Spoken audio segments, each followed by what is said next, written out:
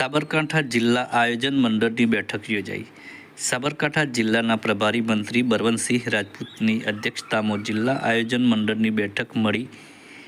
2025-26માં સાબરકાંઠાના વિકેન્દ્રિત જિલ્લા આયોજનની વિવિધ જોગવાઈ પૈકી 15% વિવેકાધીન જોગવાઈ હેઠળ 645 કામો માટે ₹1015 લાખ, 5% પ્રોત્સાહિત જોગવાઈ અંતર્ગત 20 કામો માટે ₹32.50 લાખ, ખાસ પ્લાન બક્ષીપંચ યોજના અંતર્ગત 10 કામો માટે ₹23.50 લાખ, જિલ્લાની નગરપાલિકાઓના 18 કામો માટે 150 લાખની જોગવાઈ કરાઈ હતી।